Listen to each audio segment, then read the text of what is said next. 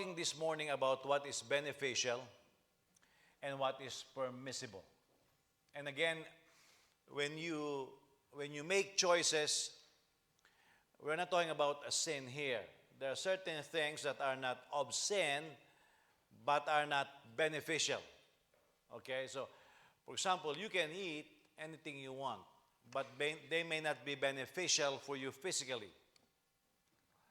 And we talked about what did we talk? Did we talk about the unmarried already? What verse did we end? Oh, we talk on the instruction concerning sex and marriage, right? Now, and I told you one of the reasons why the Bible says enjoy the wife of your youth, because the frequency of sexual activity depends on age. Now, this is just my personal take on this one. I have been asked this several times. They asked me concerning Viagra and all of those things. I'll tell you this, be careful if you are planning on taking them. Because there are certain activities that the Lord designed us to do at a certain age. That at a certain age, you advance in years, if you supplement yourself, this is my conviction, if you supplement yourself to be able to keep doing those activities, you may end up hurting yourself physically. Okay? For example, those of you who work out, at a certain point, you have to slow down on that workout. Why? Because it will hurt you physically. Yeah. I think if you're a young man and you're working out, start as a young man unless you're competing against Arnold Schwarzenegger. Just do a regular exercise to keep yourself fit. Because you get old, you will not be able to do those exercises physically. Like years ago, they were making studies on baseball players. They start them young. That before they finish high school, their elbows, for the pitchers, are ruined already. Because at a tender age, there are certain physical activities that you're not supposed to be doing. For example, I allow James to do certain exercises like running on the treadmill and maybe jogging. But I would never train him on weights yet. Because he may be getting taller, but he's only, how old is he? 14. He's only 14 years old. His bones are very tender. I think, God willing, I'll start him out on weights the moment he's 16 or 18. Because then your bones mature already. Why am I saying this? Because you have to understand the limitations that are being imposed on you by your age. Are you listening? If you are 60 years old, your sexual activity is less frequent. I've read through this. Some couples that are 60 years of age, they feel blessed if they can have sex 3 times a year. You know, I don't know if that's true because I'm not 60 yet. but that's why sexual activity is most productive, I guess, at a young age. Now, we mentioned about some general principles. Now let's talk about, now again, this is still baby food. Okay, now some parents in the early years were complaining to me, well, Pastor, say, why are you teaching this to the youth? I thought I was teaching it too early. By the way, to my kids, I start teaching them at the youngest age. I start telling them about boys, about girls at a young age because I want them to be able to discuss it with me. I think I'll be very upset if I am the second person that Joseph says he likes somebody. I really want to be the first one, you know. If John likes somebody, I want to be the first one also. Did you hear me, John? If James likes somebody, I want to be the first one. The reason is, I am convinced I'm the best person to give them advice, not their friends. I'm not talking about DJ, she is off limits. Are you going to be a doctor? Okay. Devote yourself to your books, okay? Did you hear me? How old are you? 12. She's 12 years old, you see? and, and when we were talking about what is beneficial and what is permissible, people forget that. And that's why, how do you call this? I really have I don't know how to sanitize this, but some people are damaged goods. Yeah. They're just damaged goods. And when we go to 2 Corinthians, well, even part of 1 Corinthians, I'll import some text from Romans. I will teach you in detail what vessels of honor are. That's why in the doctrine of Paul, if there is something that Paul majored on, it's on grace and mercy. The more I read Paul, grace and mercy is a very important piece in his teaching, because even he himself realized how frail he is. And by the way, although we have been delivered from sin, we still sin. And I think we have to come to terms with that in order to overcome that. If we don't accept that, some Christians confess it out of their lives. You can confess it as long as you want until you turn purple. You will still sin. That's what my Bible says. The moment you accept that, then you will have layers of protection. We were talking to Daniel, a friend of Joseph in Oklahoma, and he was talking to me about the layer of protection that the U.S. Armed Forces, if you listen to them talk about our protection, you will feel invincible, you know. I mean, even with China, no match against the U.S. He told me this plane that he flies, he said, every time I fly, there is a general from the Army, from the Air Force, from the Navy, and there are around, I think, at least 18 of these planes. He said, and when you fly, you don't know where you're going to land. It's totally top secret. I said, why? He said, in the event that any country decide to attack us on nuclear level, he said, those 18 planes, we're just talking about the U.S. Navy. He said the U.S. Air Force have more. The U.S. Army have their own. He said all it needs is one of these airplanes to survive. By the way, these airplanes are in the billions of dollars. He said all it needs is one of these airplanes to survive. One of these airplanes survive, we can communicate to all of our nuclear submarines. A nuclear submarine of the U.S. Navy can destroy multiple cities by firing one ballistic missile. You know? And so I asked, how come they have too many of these planes? He said, it's called protection. Because they know a pilot can fall asleep. And so because of that, layers of protection, layering. By the way, in investment, it's the same. They call it hedging. Just in case the stock market falls at a certain hedge, at a certain level, you're automatically going to sell. Because if you don't, you keep losing money. It's called hedging, okay? If you don't understand that, just drop it for now, okay? But that is what I'm saying. In Christianity, we forget that. What other people call as confession of faith is actually presumption.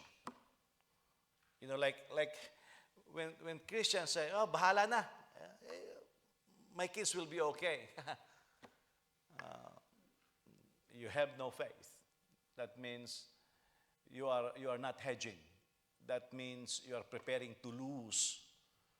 The moment you start putting these hedges of protection, you will be ready when the enemy attacks. Now, to the unmarried, 1 Corinthians 7 verse 8, I say to the unmarried and to widows, it is good for them if they remain as I am.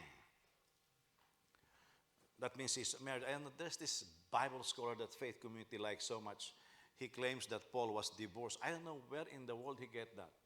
That's not true, because here, to the unmarried and to widows, it is good for them to remain as I am, because he was unmarried. If they do not have self-control, they should marry, since it is better to marry than to burn with desire.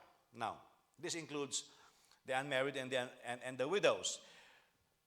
If you are a widow, you can be remarried. But if you can have self-control, this is what Paul is saying. If you have self-control and it doesn't call for it, stay unmarried. Now, our situation is different from the first century, especially a widow in those days. A woman is less privileged. She has less access to economics, education, and other things of society. And so it becomes very important for a woman to get married for support, just like in China. Not today. Okay, not today. And so right now, actually, if one will think, I think, now this is my opinion, and this is not from the Lord, this is just my opinion.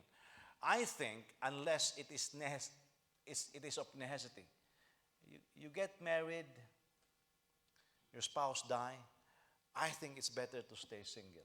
Now I'm saying that, knowing that my wife is gonna live longer than me, perhaps. And the reason why I'm saying that is because of what I see. Okay, this is just my understanding. Can you imagine you're married once, you have all of this headache. Why are you going to repeat that? Why in the world are you going to repeat that? You see? Now, some people say, well, I can't control myself. Then it warrants marriage. But that is just of my opinion. Because Paul said this, it is better to marry than burn, or sin, in other words. But if you have self-control. Now, there are other factors that comes in our society. Okay? And people has to accept it. It is a matter of fact. Now remember, I told you this before. In the Bible, most of the time, a person gets married not out of love, but out of obligation and out of these desires. Our society becomes even more interesting because it includes, for example, immigration. One of the best way today to get papers is through marriage. I will not discount that. Yeah. Well, I was counseling a couple years ago. The woman is already dead. The man has no papers, so she is a citizen. So we were talking in a restaurant, and she told me this. She said, Pastor said to make sure that my husband is not marrying me because of my papers, we have an agreement. I will not petition for him. And so she sounds very sure of herself. So we were talking, my wife and I were there.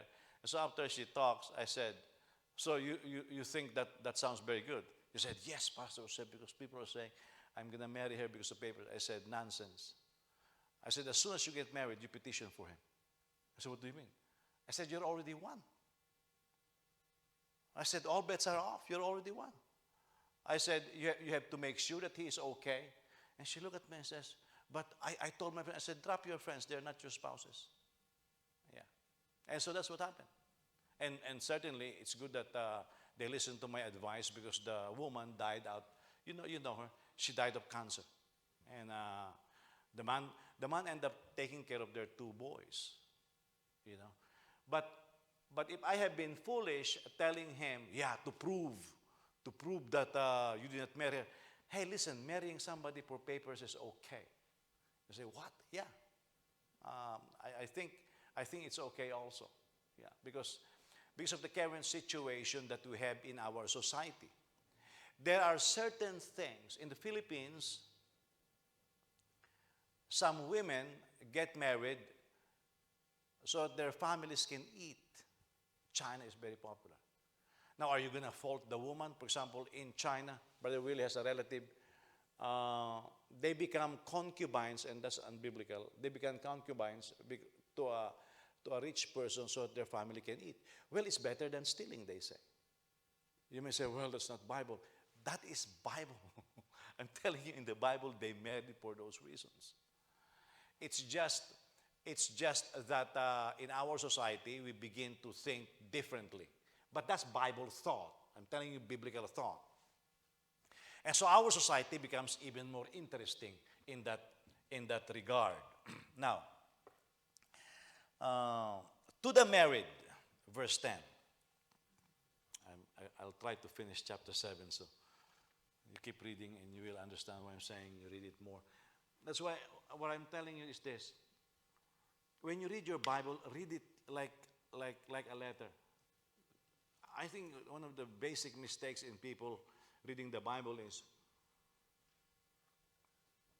they read it with their dictionaries and commentaries, and it becomes all polluted with thoughts. Just read the scriptures.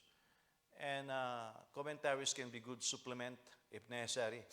But just read it as is, and you will find a lot of wisdom there. To the married. The married I gave this command, but not I, look at this. To the married I give this command. Look at this. Not I, but the Lord. So this came from God. A wife is not to leave her husband. But if she does leave, she must remain unmarried or be reconciled to her husband. And a husband is not to divorce his wife. Look at this. But remember in verse 10, to the married I gave this command, not I, but the Lord. Okay? Don't divorce your spouse. That's what he said. Look at this. Not I, but the Lord. Look at verse 12. But I, not the Lord, say to the rest. So who is talking here now? It's Paul, it's not the Lord. He's making distinction. But I, not the Lord, say to the rest, if any brother has an unbelieving wife and she is willing to live with him, he must not divorce her. Also, if any woman has an unbelieving husband and he is willing to live with her, she must not divorce her husband. Now remember, this is Paul's opinion now. No longer from the Lord. So people argue in the scriptures, believers were married to unbelievers, right? But that is this section when Paul said, this is not from the Lord. This is I. Okay? Because now the will of God kicks in modern application. It is really more beneficial if a believer marries a fellow believer. Can a believer marry an unbeliever? Yes, some believers are worse than some believers are worse.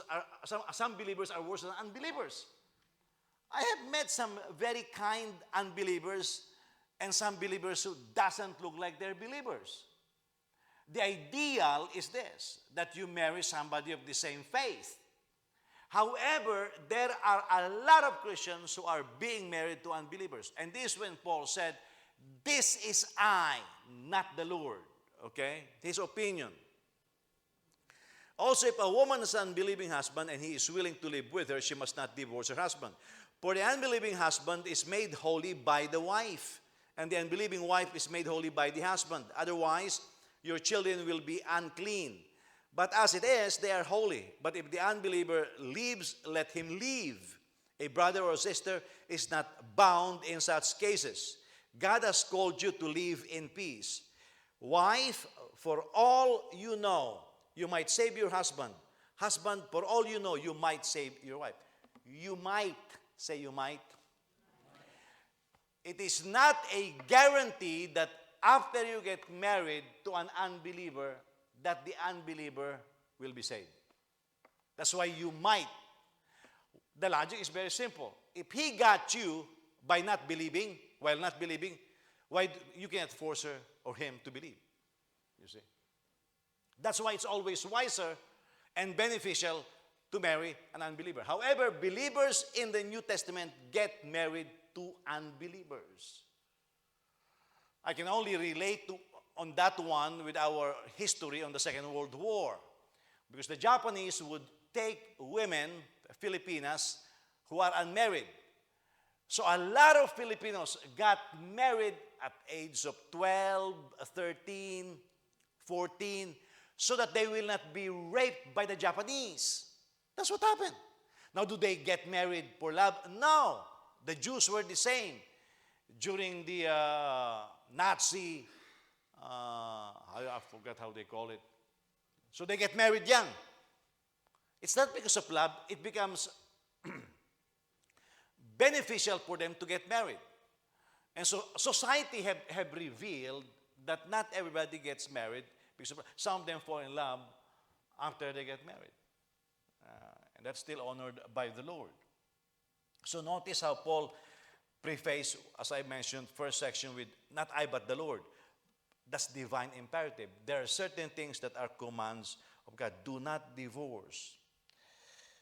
The second section is Paul's opinion. It is not from the Lord. Now, this is important because when you apply this principle, be careful when you are teaching, especially to your family, what is Bible and what is opinion. Big difference. People are saying, I don't like it when ministers or Christians begin to say, well, the Lord said, drop that. Don't say that. Paul himself says, this is my opinion. Why? Because Paul himself wants Christians to be married to fellow Christians. But, I mean, some of you have children who dates unbelievers, and you cannot stop them. Is it beneficial? No. But what can you do? You can't stop them. You see? That's a big problem. But that is no longer beneficial. That's why the opinion is this. When they get married, for as long as the husband wants to stay with the wife, let him stay. Don't divorce. But if they decide to divorce, live in peace. Now look at us, live in peace. Now that live in peace, actually, if you read the Pauline writing, it says, hey, use your head, live at peace, remain as you are now. You made the wrong decision. Have you noticed some people, I told you this, I was counseling one past middle-aged man, been married 5 or 6 times. I was teaching along this area in the old building, and he said, oh, Pastor, he said, I never really learned my lesson. I said, well, what are you talking about? The 6th wife that he has, he's going to divorce again. I was thinking that, man, you never really learn. Yeah, maybe you get married once, you divorce, and you never learn, and you get married again. But after that, you've got to start thinking, where is your brain? 5, 6 times it didn't work, and you still think you can make it work, you're already old. There are certain things that it's like you want to be a professional basketball player. Maybe when you're 18, you can train, but you're already 24 and you still are not good. The time comes when you say, give it up. You just don't have it. You just don't get it. Maybe you can play around, but you're not going to be an NBA player. You just have to give it up. Marriage for me is the same. Now, this is my opinion. This is not from the Lord. I think you have to use your brain a little bit. That's why I'm very serious when I told my wife, number one, by the way, in marriage, there is what you call as history. That's irreplaceable. One of my regrets is this. I thought, looking back, I should have married my wife when I was studying at Regent for my master's. Why? Because I struggled so hard. I would have loved for her to be beside me so we could have struggled together. But we did not. But then from marrying 1 week after my graduation, all the ups and downs, that's history. How are you going to erase that? It will be, for example, if my wife dies first, and say I go crazy, I decide to find another wife, it will be unfair for the woman. Why? Because I will be looking for the qualities of my wife. Now, the same way, if I'm a good husband, it will be very difficult for my wife. Those are the things that if you think about it, live in peace. That's why in the Bible there are instructions for the Jews, you take care of your widowed mother. And Paul said this later on, if the widow is young because of economic difficulties of the time, and there is an opportunity to get married, get married. Why? Because of economics. You don't want to be a burden to your son or daughter. You see, in these relationships, the practical aspect is taken into consideration. That's why, today's marriage, oh, I feel in love. Hey, drop that. That feeling will go. You know, that we have a couple here before. I think the wife got sick and the husband decided, I'll divorce her. He said, I have needs. That's lousy. You know. Well, on the other hand, I don't know how old Manong Abon was when he became very sick. At Evelyn didn't look at the other man. She was just at peace. Because the sickness does not change the covenant.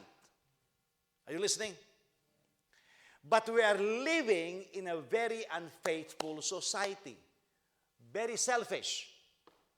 And so for a couple of years now, they have been talking about removing till death do us part in the marital vows. Because it is now a given, marriage is contractual. You see? That's why it becomes even more problematic to us today. The children of a believer and an unbeliever is holy. Why?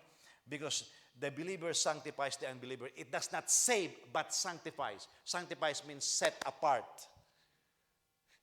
Sometimes we are making this theological. It's like this. You read this from history. By the way, the Godfather movie, I don't know, it's the second or the third part. I forgot. But there is this section wherein the daughter of Michael Corleone's dead brother. Who is the brother of Michael Corleone, the one who died? Come on, guys. You didn't see that? What kind of husbands are you guys? You don't know what the Godfather.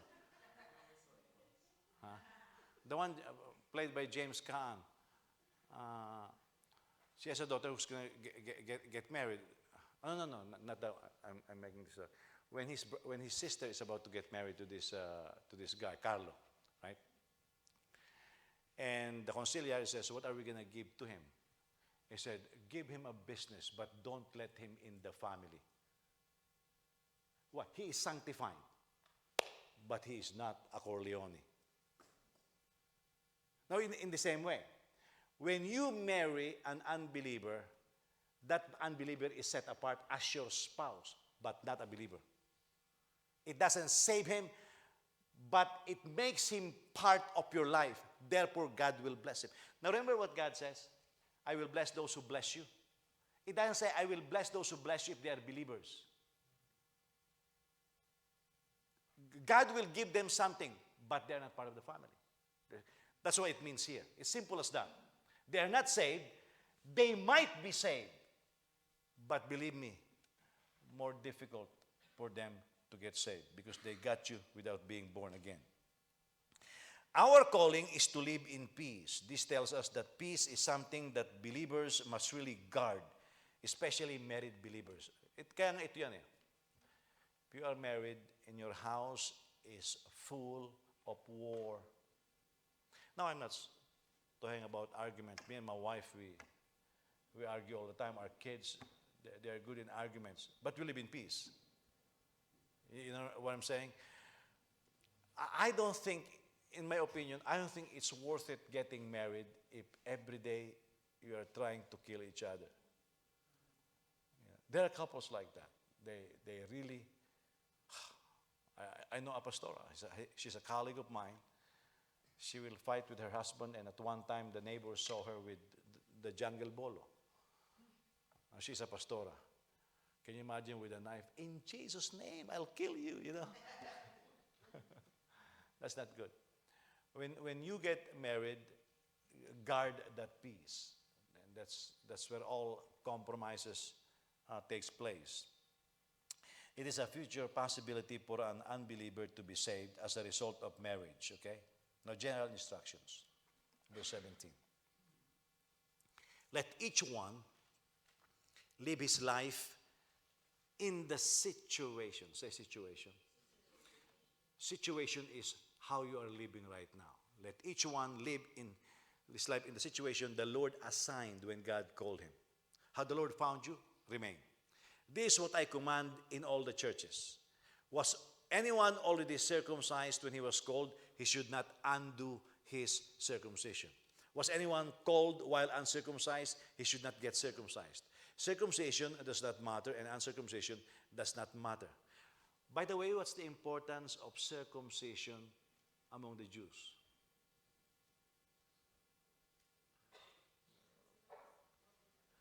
If you are a Gentile and you get circumcised, what does it mean? You got proselyted. Meaning, other words for being proselyted, you got what? Converted. Now, some people, when they get married, they force their spouse to be converted. Paul said, no. They are uncircumcised, they are not converted, let them remain unconverted. Why?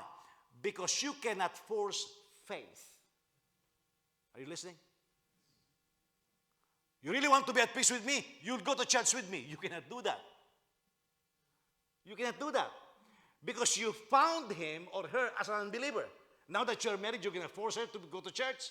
Then it's a forced situation. It's no longer of faith. You are fighting. And some husbands or some wives says, well, for the sake of peace, I'll just go to church. But they really hate the church. That's why now church becomes oppressive in their minds. It's not something that they did willingly. That's the meaning here. Circumcision does not matter, and uncircumcision does not matter. Keeping God's commandments does not matter. Meaning, you have an unbelieving spouse, they go to church. It does not matter. What matters is if their hearts believe. That's what it means here. Yeah, you force your husband to get circumcised. He got circumcised, he got converted, proselyte. Why does it matter? His heart is still very much uncircumcised. And this is where Christians make a mistake. Oh, pastor, the moment we get married, I can get her follow me. Wrong. Wrong motive. You get her to follow you because you got married. You forced religion on her, not faith. Were you called while a slave? Don't let it concern you. But if you can become free, by all means, take the opportunity. For he who is called by the Lord as a slave is the Lord's freedman. Likewise, he who is called as a free man is Christ's slave. You were bought at a price, do not become slaves of people. Brothers and sisters, each person is to remain with God in the situation in which he was called. Now, follow the logic of Paul. He was talking about marriage, he was talking about holiness, then he talks about situation you were found, then he talks about slavery. Why? He's talking about the context of his marriage. This is it. Say, for example, she's a slave. Okay. She gets saved. That she became a free person. Huh? Can she go to her master and demand to be free? Why? Because she's a slave. Her conversion does not change her status in the social strata. She is still a slave. Now, if there is an opportunity for her to be freed, let her buy her freedom. Apply that to marriage. When you get married, okay, you're already born again. You found your husband or your wife to be an unbeliever. They will remain an unbeliever. If there is a chance for that person to be saved, and from other writings, by your own life, by your own testimony, let them be saved. But you cannot force religion. This is where a lot of believers make a mistake. They think marriage will convert a person. Marriage will never convert anybody. Marriage will give somebody religion.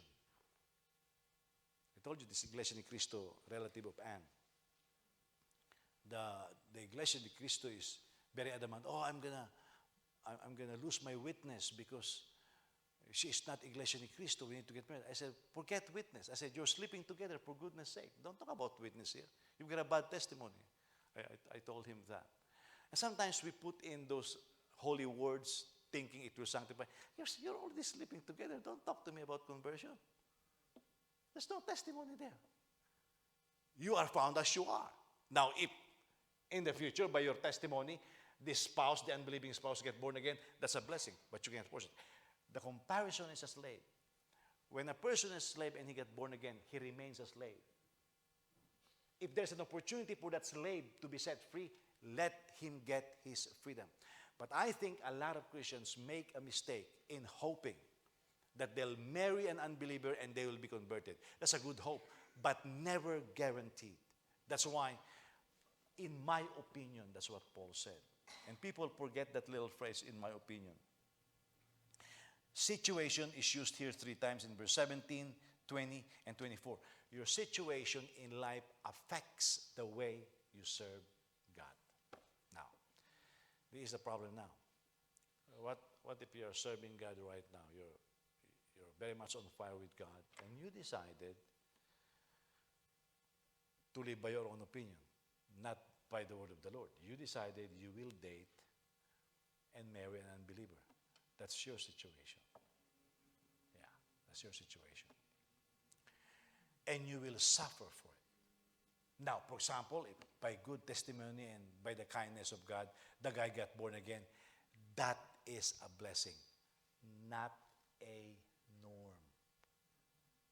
Okay, not a norm. Do believers get married to unbelievers in Paul's days? Yes. Let's put it today. Do believers get married to unbelievers today? Yes. Do all of them get saved? I'll tell you this from my own experience. I have more testimonies of people on reverse conversion. The super active Christian becomes less active. Yeah. Very few that I know get converted. Especially. So some people say, well, you know, my fiance is lazy. The moment we get married, he will be hardworking. Maybe. Not a guarantee. That's why when you date, listen to me, when you date, it matters whom you date. Now notice, in this section, nothing was mentioned about how they feel. Nobody wrote to Paul and said, but I feel in love. It wasn't even entertained. Most of the wrong decisions are made because of what they feel. The use of the word situation 3 times makes it of great importance that when we date, we take into consideration the situation of each other. I told my kids, don't bring a date in the house from the church that are openly disrespectful to their parents. For example, Joseph decides, or John decides, difficult for Joseph now, he's in Oklahoma, you know. Say John decides to date somebody in this church, and the lady is very disrespectful. It will be tough for me. Because if that lady is very disrespectful, rebellious, what makes him think that she will not continue to be disrespectful and rebellious? Say, for example, somebody decides to gather some carriage and ask my daughter for a date. My answer is no, of course. But say they gather some carriage and say, Pastor, can I date your daughter? But that man is very lazy and very disrespectful to the parents. You think I'll give my blessing? Not in a million years. Because I will be agreeing to something that is very ungodly. Parents, listen to me. Because you will be, if you are a primary counselor to your children in terms of marriage and courtship, ask, does the person have a job? Now, in our society, it's important for a man or a woman or both to have a job. Do they have a job? What kind of job? How much is the earnings? Why? Because you will buy groceries. You know, unless God says something. These are important situations. How much are each other's debts? Listen, when I got married to my wife I have no debts. After I get married, we have debts. Everything is cash with me before. My wife can say the same thing. Marriage brought us into debt. Now listen, can you imagine if before we get married, we are already heavily indebted? Are you listening? Listen, you singles, you're about to be married, ask your future spouse, how much student loan do you have? That situation. Why? You will pay for it. It will affect credit history. It will affect the buying of the house. You look at the lifestyle of the person you are dating. Huh? Do they like brand new clothes every week? And they make minimum salary? Are you listening? Look at the person you're dating. When you're dating, hey, order what you want. Does he or she takes it literally?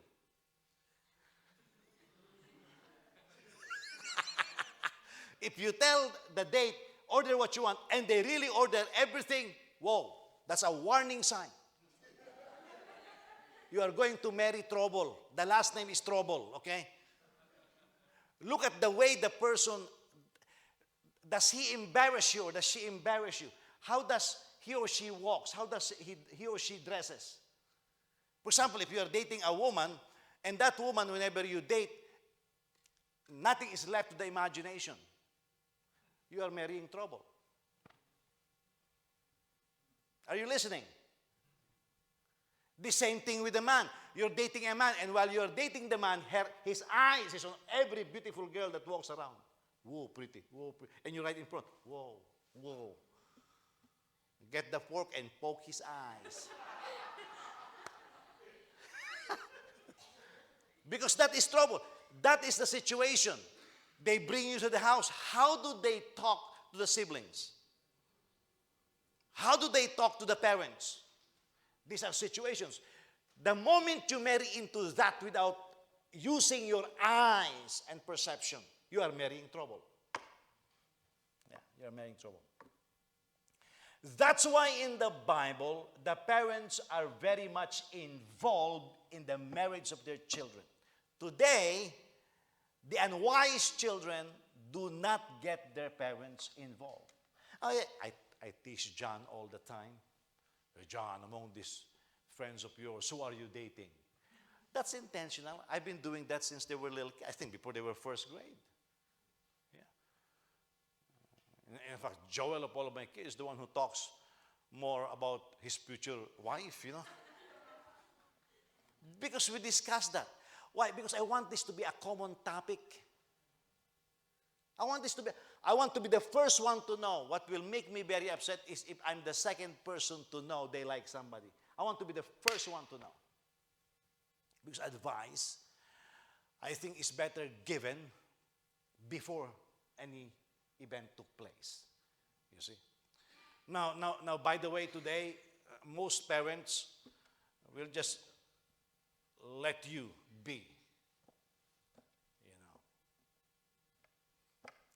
I remember I brought a date in my house in the Philippines, and my mother started making comments.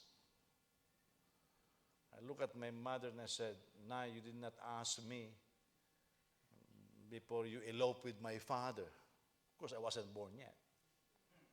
That means, Mom, you made a pretty bad decision. You eloped. Don't tell me how to do this. That's what I said essentially. And this is what I said. Nay, you raised me properly. You raised me in discipline. You raised me in purity. Trust that. I told my mother this. I will not make a bad decision in marriage. Why? Because the thing between my ears is not earwax. It's brain. I have seen how my parents fought. I have seen their struggle. Boy, they are both uneducated, hardworking people, but very difficult to make money. Now, knowing that, why will I marry an uneducated person? Unless, of course, that uneducated person has a business and is a millionaire, perhaps. You say, why do you think that way? You think that way because that's going to be your life. Honeymoon lasts only for a moment. After that, you fight. It's better to fight with money than without money. That will complicate things. Yeah. Oh, but I feel in love. Drop it. You will never find that in the scriptures. Yeah. There's practical. You look at potentials. Is your husband to be or wife to be a driver? Is he or she driven? Or is he a person who likes playing? They have a new game now. I'm so ignorant about this. The Switch. What's the Switch? You know? Anybody here has a Switch? The only thing that I know is Switch, light switch. But they say they have a Switch. If all that you date, they play Nintendo game, or that's what you're gonna marry? Switch. Yeah. But what if the person that you are marrying, can you imagine this? When you date, you talk about the future. Hey, we're going to build a business. You know, boy, you're going somewhere. The person may have nothing yet, but he's a dreaming person. Yeah. When my wife and I started having kids, we were talking about our kids in the future. We were talking and said, man, what kind of kids are we going to have? And my wife and I will be talking like this. We have to be careful. We have to teach them manners. You know why? Because we said this. Our children will be oozing with confidence. They'll be go-getters. Because she has a lot of confidence.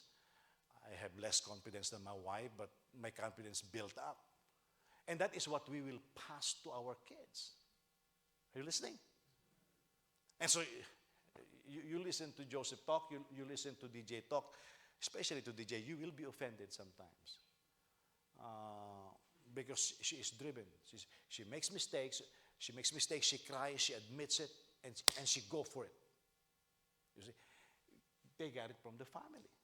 You see, you listen to Joseph talk, you will backslide if you don't know him. You know, he looks like he's gonna run a marathon around the world. You know, John talks about his dreams. You don't know what his next goals are. They are higher than my goals, than I was his age. Now you look at people like that versus you are dating somebody, what do you want to do? Let's watch a movie. After that, another movie. How about after that? Let's eat. And then what? Let's watch another movie. What gift do you want? Movie membership. I'm telling you, your life will be a movie. Drop that date. Going nowhere. Yeah. But if you, when you're dating, hey, what are your goals? Talk about what are your goals? What are your dreams? I want to build a business. Really? What kind of business? You talk that way, that's a driven person. These are the things that you should be talking about. Somebody asks for the hand of your girl, you ask the person, how much money do you have in savings? Well, by faith, I have $1 million. Well, no, not by faith, the actual one. You know? And then you ask the person, what are your plans? Well, I don't know. Whatever she wants. Whew, goodbye. Whatever she wants. Well, what if your daughter only wants to be a stay-home mom? You're going to be a stay-home dad? Who will make money? You see, these are the practical issues. Okay.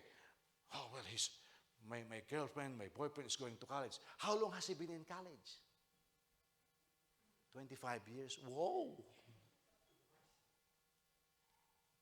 That means if you have a goal, he will not be driven to get it accomplished. Takes him that long to finish college? The person has no drive.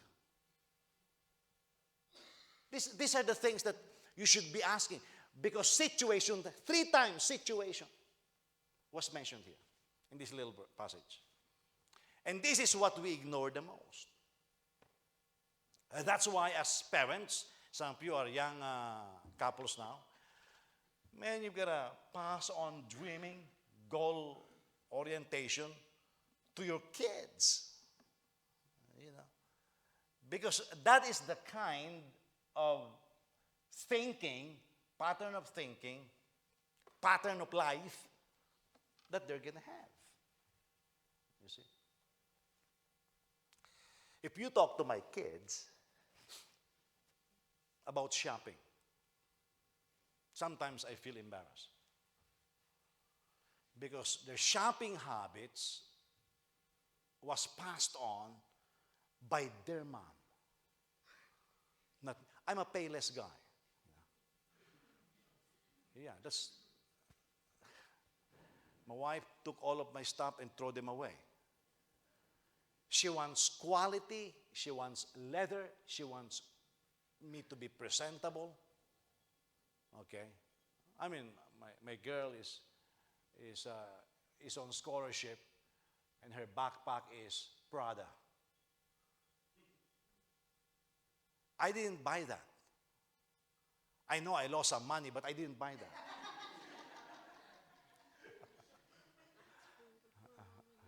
And my wife will always say, I got that before we get married.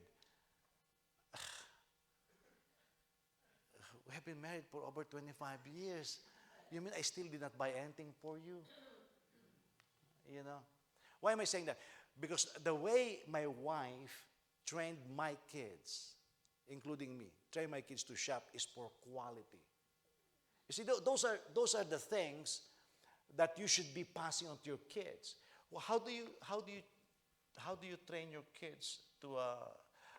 Joseph is now in the Air Force, and we're talking about his job, and boy, he's excited because now he's finally understanding the principles he learned in mechanical engineering in actual practice. He's talking about riveting, he's talking about this, he's talking about that, and I'm telling him, hey, listen, you better make sure you learn all the principles because mechanics is mechanics in whatever application there is. So that when you leave the military, then you have a wealth of hands-on experience that will be very beneficial and useful to a host of companies. Why do I talk that way? Because that's life. You know why I don't speak well about seminaries? Because you've got teachers who doesn't even know how to start a Bible study. Never won a souls teaching personal evangelism. That's why the worst place to train ministers is in seminaries. Yeah. They finished. John as a classmate, I said, what's your goal? I'm going to go for my PhD. I said, doing what? Well, I don't know. And he's going to be a professor, and he doesn't know his goal in life. Yeah. And this is what I'm saying. You need this kind of situation, especially with the times that we're living in right now. Listen, train your kids how to make beneficial decisions. I don't care how hard it is, beneficial decisions. My wife's parents doesn't like me, including her siblings. But she saw that I love God. She said this. And she can make money. And her fear is adultery because it's in her family. I think all of them are adulterers. You know. It's her fear. She said, I do not know if I can live if a man has an extramarital affair.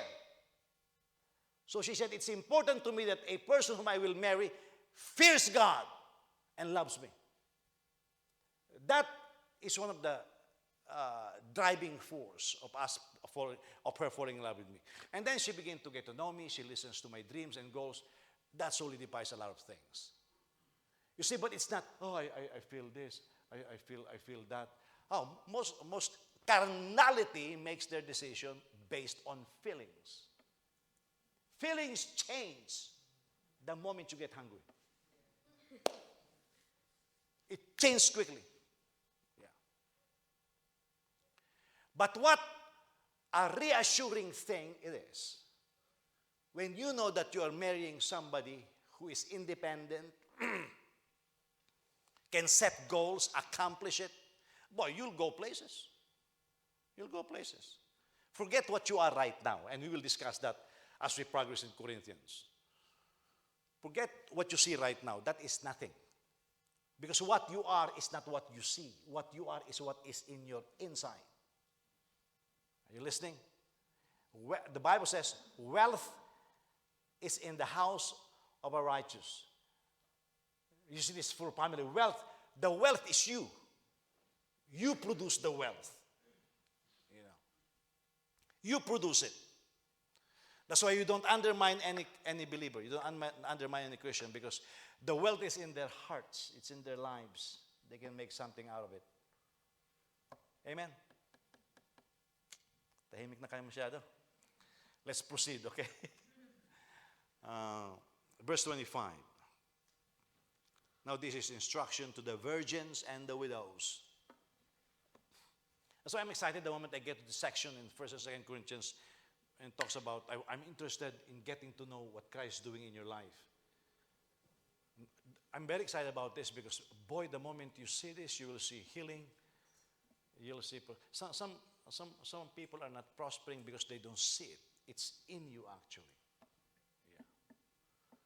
You attract, a righteous person attracts success, attracts wealth, attracts healing. It's in the scriptures. I'll show you all of that. That's why when you are a believer and you keep failing, you want to get out of it. Because that's from the devil. What you attract is success. So forget what you see right now. Again, now parents, when your children are dating, don't be judgmental. What kind of guy is that? Hey, don't be too sure. Don't be too sure. Because you don't know what that person will be. Oh, but the moment you begin to see what that person is in God's eyes, and you can help nurture and grow that. Like, do you really see, for example, as I look at DJ with all of her antics, all of the things that her brothers don't like about her, all the things that I may not like, I should go look past beyond that. I should be able to say, DJ, what has God placed in your heart? And when we're talking about her careers, yeah, she wants to be a doctor. But we're not talking about just being a doctor. She's talking about going on missions with me. She's talking about helping kids. And when I heard that, and I did not solicit it from her, she said that. When I heard that, I saw a bigness in her heart. The capacity to love those who are in need. I will never give my blessing to her to date anybody who is selfish. Why? She dates a selfish person. It will prevent her from realizing that big heart. Are you listening? You see, that's what you call as understanding. Right? Can you imagine? You are marrying somebody who loves God. And this guy doesn't even want to go to church, doesn't know what he believes. That's counterproductive. You are allowing your child to date or marry somebody who is of the opposite end of the spectrum. Are you listening? I see. This is how decision making is. I told the Lord before I get married, I want somebody who doesn't need me. That's what I said. And my reason is this: I could die young. What if God sends me to Afghanistan? I will not disobey, but I may not bring my wife. What if I die at the age, I can no longer say at the age of 50 because I'm over 50, What if I die at a young age? I was thinking this way, and my kids are small. I want to make sure that my kids survive.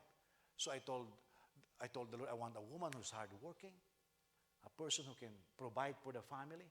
Not because I need to be provided for, but I want somebody who can provide for the family, not knowing that I'm praying Proverbs 31. Boy, when I saw my wife will never sleep without doing something. She can make money. Yeah. I'm the one is stopping her from making money. And then my kids stopped her from making money because they want her attention and tutorial.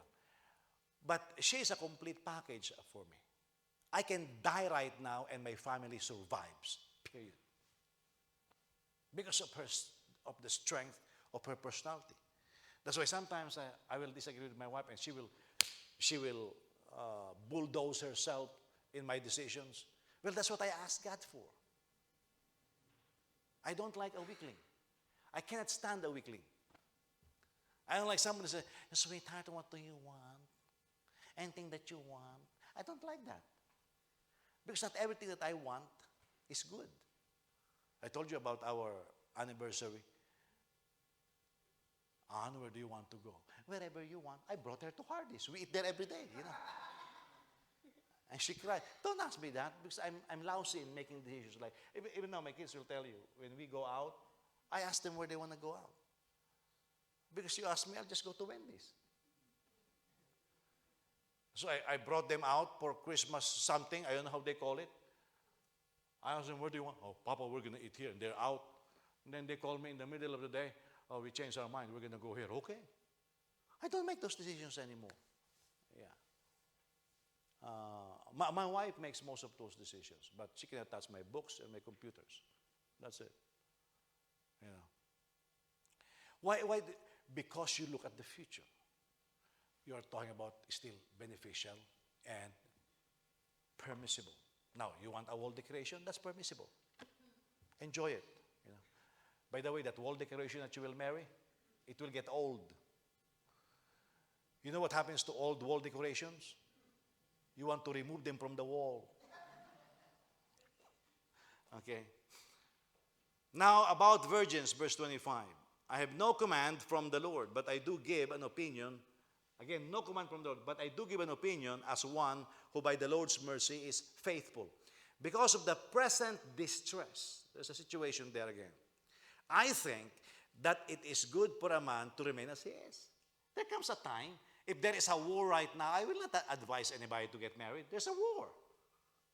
You know. I like Joseph's reasoning when he was in college. I said, I said, Joseph, I allow you already to have a girlfriend. Why are you not dating one? He said, I'm no fool. He said, after I graduate, I'll be deployed. I'll go to another state. Why will I have a girlfriend here? He said, it doesn't make sense. He said, I have a girlfriend here at this point. What? I go to Oklahoma or other state. Will I bring her with me? If I do that, are we going to commit adultery?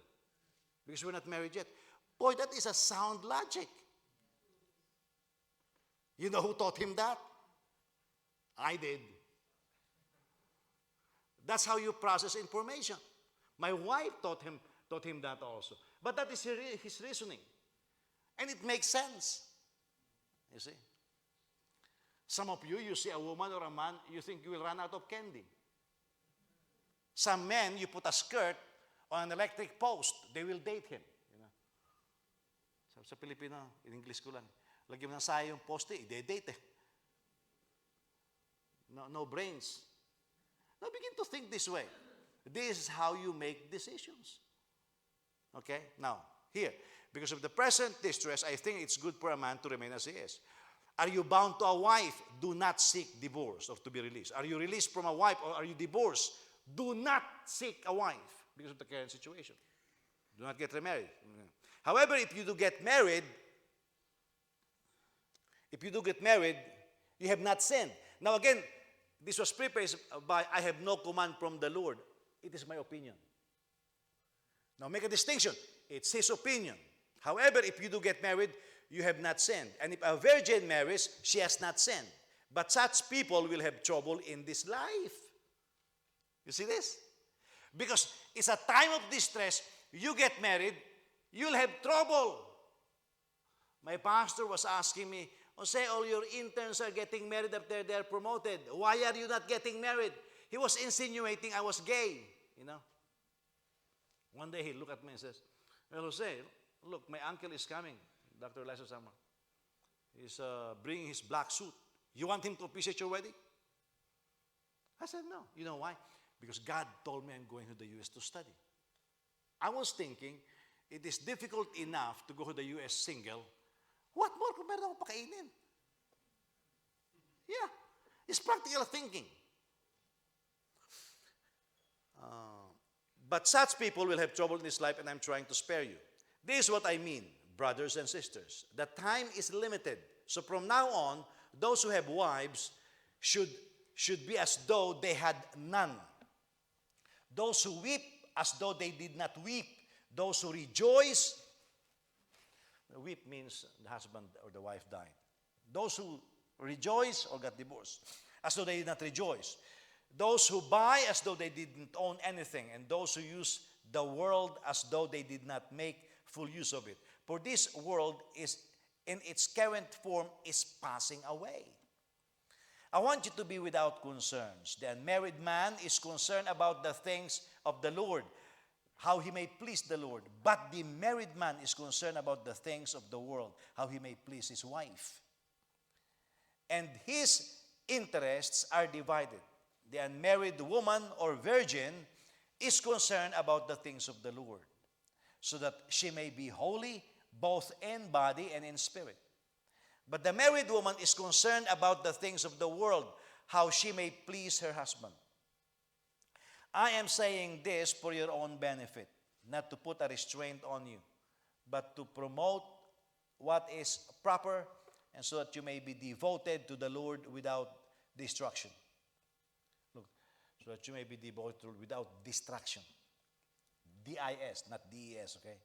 If any man thinks he's acting improperly toward the virgin he's engaged to, if she is getting beyond the usual age for marriage, and he feels he should marry, he can do what he wants. He is not sinning.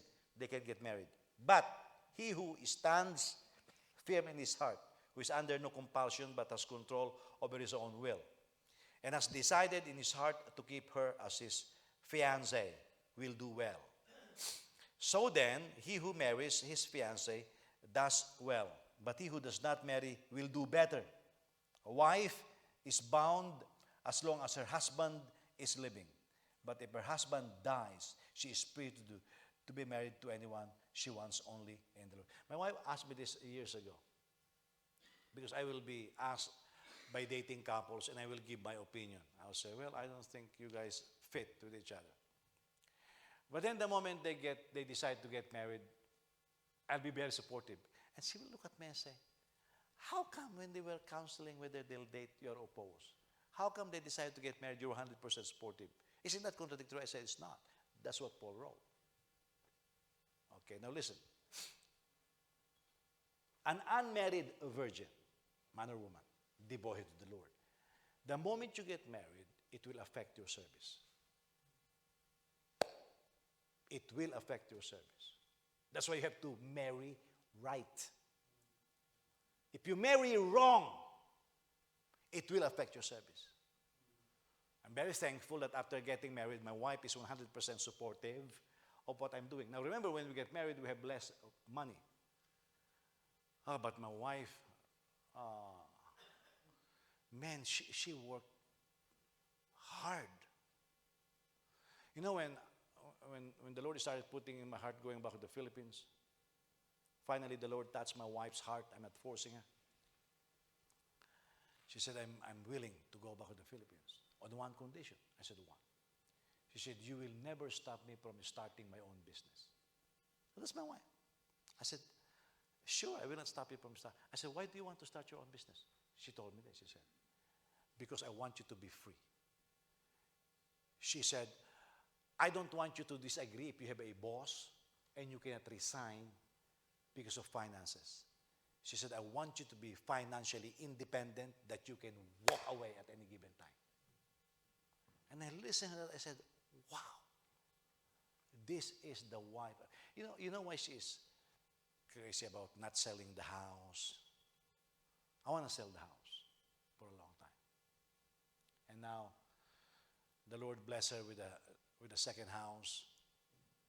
She wants to borrow money from it and build our house in the Philippines or make money from it. You know why she's thinking that way? Because she had seen how pastors are treated. She talked to the pastors in the Philippines. She heard their heartaches. You know what my wife likes giving to the pastors in the Philippines? She likes giving them shoes. She likes giving them bags. Because she looks at the shoes and the bags of the wives, and she said, these people have no money. And she keeps telling me this, how can their churches treat them like this? And because of that, my wife always told me this, I don't want you to look like garbage. And she tells me of the lesson that her mom taught her. Her mom taught her that the more hungry you are and the less money you have, the more you should dress right, so that you will not look hungry and you will not look poor. Because the moment you look hungry and you look poor, people will treat you badly. She got it from her mom. That's why my wife refused for me to look like that. You should see us when I'm about to leave for church. And me, what tie? I don't like the tie. Whatever it is, I'll put it on, you know. She will grab me. She will threaten to kill me. But she wants me to look well. Because my wife says, you look bad, the people will treat you badly. My wife taught me that. You know. Yeah, affects your personality. That's why I am married to a good wife. Whether I will succeed in contributing on whether she will be a noble woman, it will be my fault. It will not be hers. Because the question to a noble woman who can find, you cannot find it. You make it. Okay? Some women are so ignoble because of their husbands. You treat your wife nobly, she will be noble. You treat her like a garbage, she will be a trash. Are you listening? Telling you there's no school tomorrow, okay? Now, there are times of distress or calamity wherein it is not beneficial to get married. For example, in times of recession, I will not advise marriage unless you are filthy rich. Because you're going to have difficulties, you know. I think during recession in the U.S., some children move back to their parents because of economic plight. Now, can you imagine if you are married and you do that? You know, in times of war, especially if the husband, can you imagine if you are a soldier and you get married, you're scared that your wife will be raped by the occupying force, or if you have kids, if your kids are going to... There are times, and use your common sense on this one, it becomes unbeneficial. However, if you lack self-control and you still get married, Paul said, you did not sin. However, you're in for a lot of trouble. That's why when a person says, by faith, I will not have trouble, they are lying. Trouble lurks around. That's why, as a parent, I am preparing my kids how to be competitive in this world. I warned this church before because I saw it. I said, you guys better get your masters because a time will come, and it's happening right now. I said, a time will come where Americans will be protective of being American. And when promotion times come, if you have the same experience, you will not be promoted, an American will be. However, if you have better education, then you will be promoted. That's the situation that we are living in right now. You know, that's why I tell Joseph a certain percentage of your income go to savings, and we keep following up. I'm giving John some allowance now, so I'm telling John, hey, listen, a certain percentage goes to savings. I tell my kids, you better pay your tithes. You know, my wife was after James because my wife asked James, did you pay your tithes with a blessing? He said, well, not yet. You better pay your tithes because you train your kids to give to the Lord what belongs to the Lord. That's part of the prosperity. You see, you do all of these things, becomes a habit. Amen. And these are the situations that we have. Listen, America had entered into a different phase, morally, economically.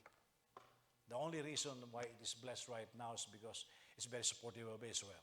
But this economy that we have right now, it can collapse anytime.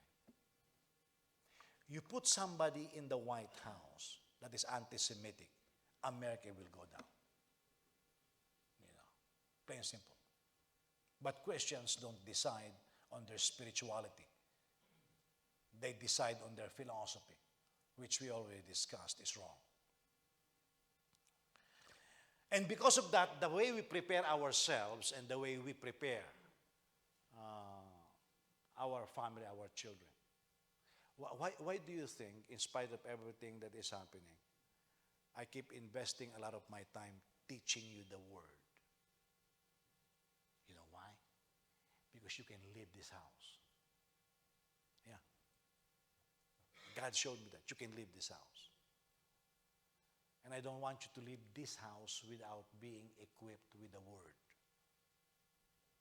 Because I'm also aware a lot of churches now don't teach the Word. I want you to love the Word of God. I want you to be passionate about the Word of God and take it with you wherever God brings you, because that will get you over the bumps of life. Yeah. That's what gets me over. The Word of the Lord in my life. You see. And the same way you prepare your kids. You know, I may have driven my kids. They have bad grades sometimes. But I may have driven them to get better grades, to change their grade. Reason? Because one day, if the Lord tarry, I will die. And I cannot raise quitters. They have to be driven. They have to be some people who will aim high and change things when they don't like it. That's how you prepare it. Now, you go back to marriage. That's why sometimes it's better to stay single than be married to a burden.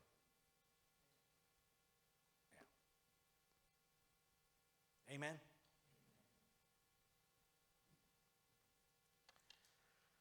Now, verse 24 also takes on a different meaning. No one is to seek his own good, but the good of the other person. When you are about to get married, you need to think of the good of the other person. That person better be thinking about your own good. 2 years ago, when I brought my wife to Israel for the first time, I have to save a lot of money. I told my wife, Anne, this is my gift to you for the next 3 years. Your Christmas gift, a Valentine's gift, anniversary, and birthday gift. There's a lot of money to go to Israel. But you know what the Lord has done to me for decades now is the Lord had always raised people to bless me. That blessing I keep to myself. You know, I don't waste it.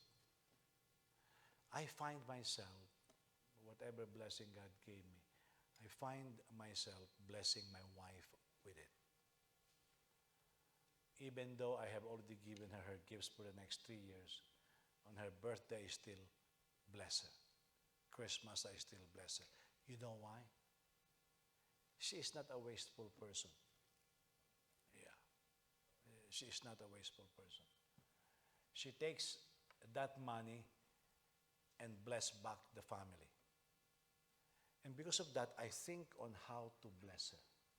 But my wife thinks on how to bless me and my children. You begin to think that way, then there is no room for selfishness. I like it when Ira, I was telling her and Blood that you two look good. Because I remember when you left, lots of breakouts. But boy, you look good. And this is what she said. Blood takes care of me. Woohoo! You know, I am not their biological parents, but boy, that makes me feel good. You found somebody who takes care of you, and he found somebody who takes care of him. And I pray to the Lord you will continue that way. You think of what will benefit each other. You know what's more damning is when you bought a phone, I'll buy my phone too. You know how we get our computers around? I overload my computer, my wife takes it. My wife doesn't say, well, you get a computer, I'll buy my new one. No, we don't have that in the house. Yeah. We go to Craigslist. I need a new computer because mine is collapsing on me several times. I've lost some files. But the computer that I want is very expensive. I don't have it in my heart to buy an expensive computer. It's too expensive. Yeah. Why? Because my wife will suffer if I buy the expensive one. But my wife already told me, sweetheart, you need the best. I'll save money for your computer. And when my wife says that, I know she will. But you know what I did? I found me something on sale. And the moment I found something on sale, and he agreed, this guy doesn't know what he has. I didn't say, I'm going to go buy it. I said, wife, let's go buy it. And John is with us. I did not face the guy. It's him and my wife. And so I hide because I know what my wife will do. She will look for scratches and lower it. And she did. And she did. And she got my old computer. And you know, my daughter's computer broke down. She didn't come screaming, buy me a brand new one. Wait, we train our kids like this. You know, we get the best, but we live by our means. Huh? Oh, but we eat well. We live well. Yeah. We live well. Because we take care of each other. Huh? That's important. Amen, Erwin?